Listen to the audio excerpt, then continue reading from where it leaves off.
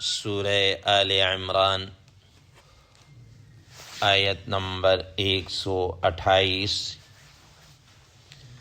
آپ حضرات کے پاس پیج نمبر ہے 130۔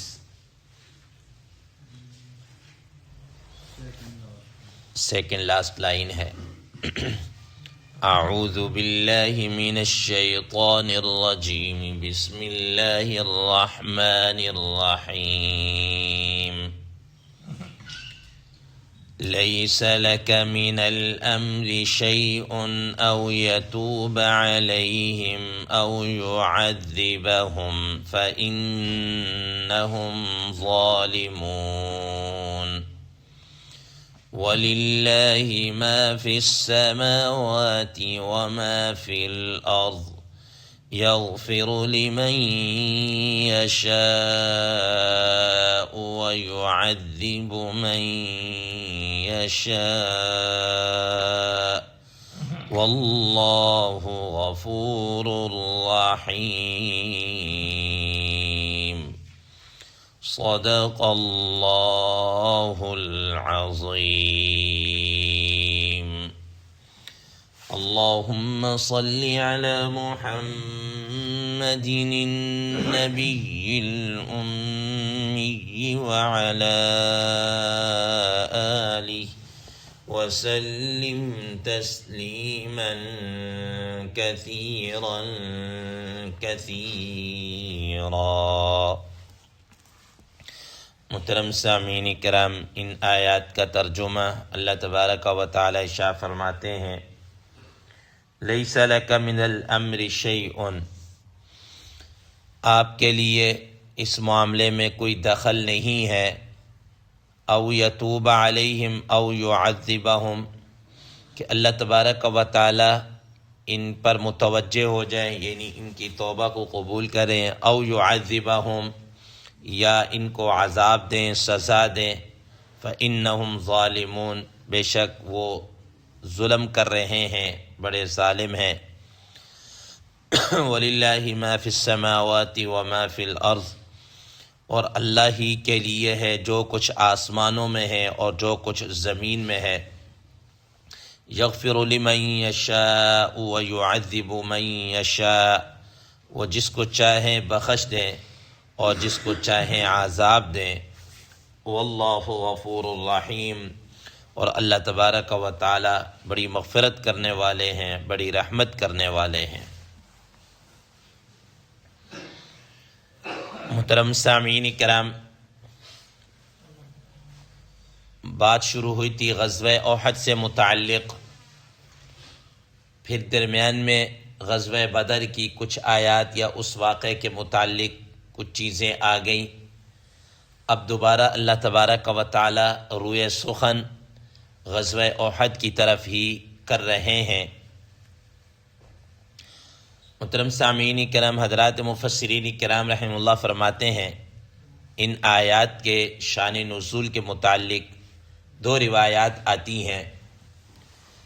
ایک روایت کے مطابق آپ حضرات کے علم ہے کہ جس وقت نبی کریم صلی اللہ تعالیٰ علیہ وسلم نے غزوہ احد کے اندر سب کو بتا دیا کہ فلاں جگہ تم نے ہونا ہے، فلاں جگہ تم نے ہونا ہے، اور ایک درے کے اوپر کچھ افراد کو متعین کر دیا تھا۔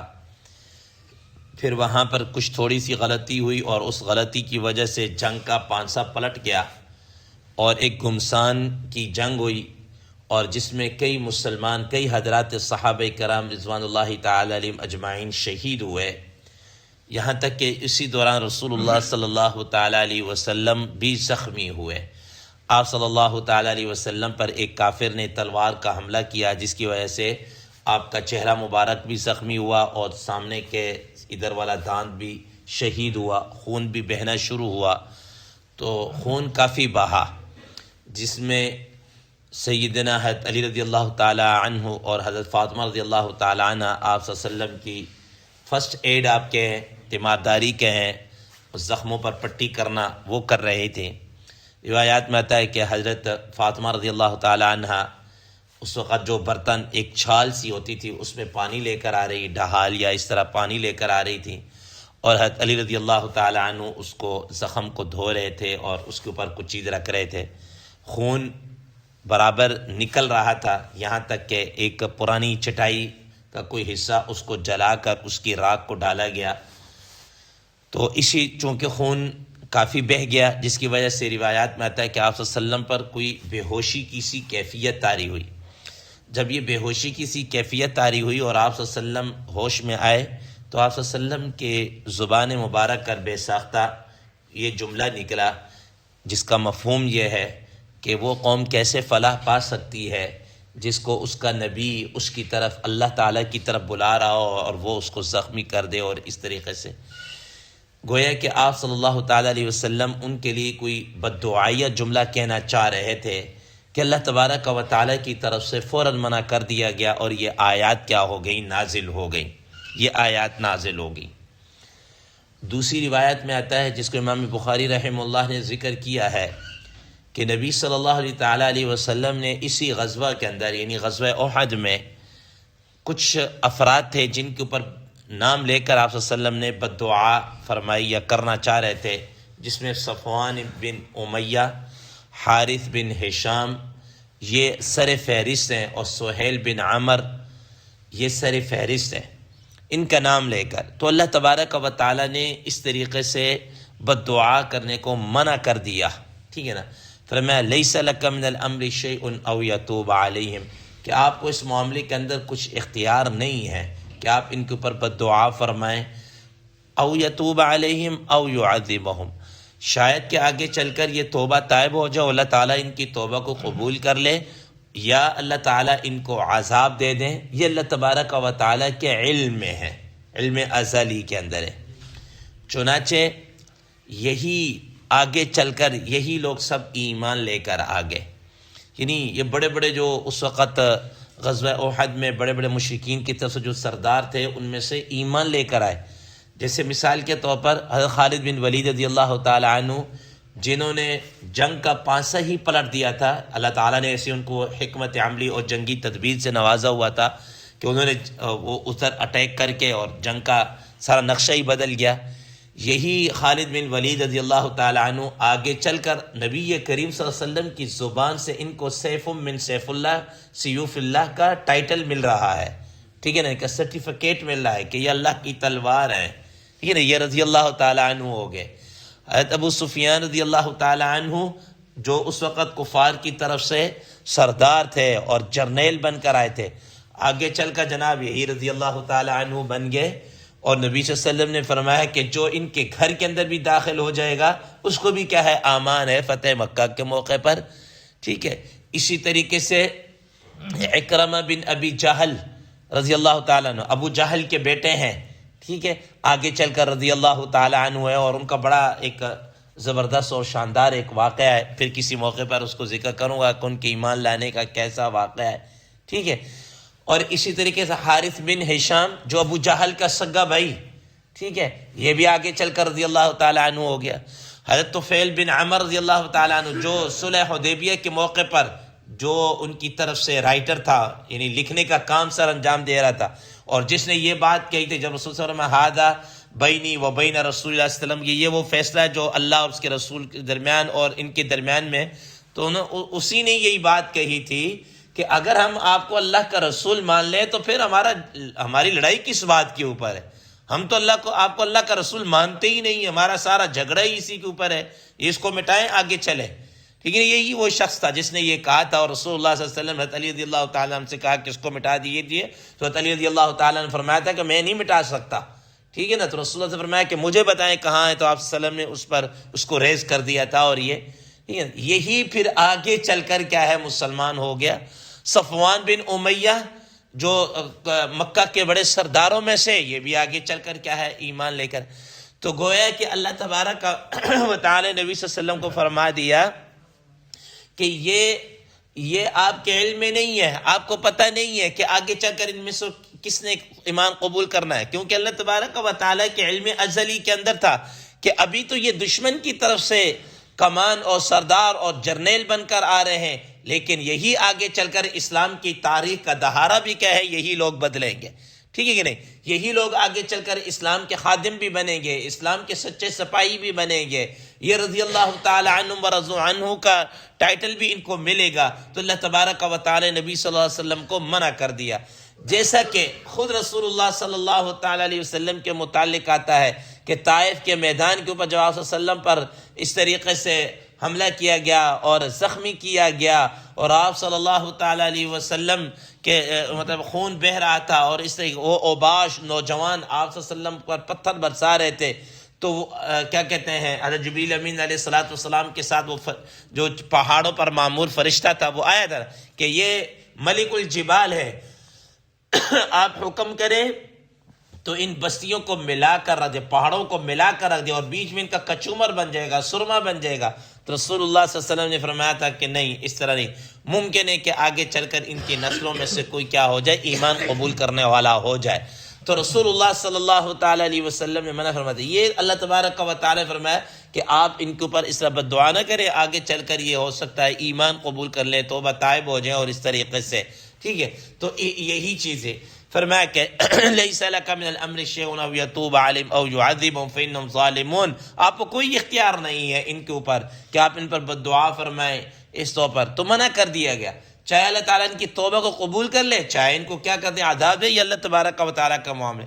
وَلِلَّهِ مَا فِي السَّمَاوَاتِ وَمَا فِي الْأَرْضِ، یہ زمین و آسمان کی بادشاہت، یہ اختیار اللہ تعالیٰ کے پاس ہے، کسی اور کو اللہ تعالیٰ نے اختیار نہیں دیا۔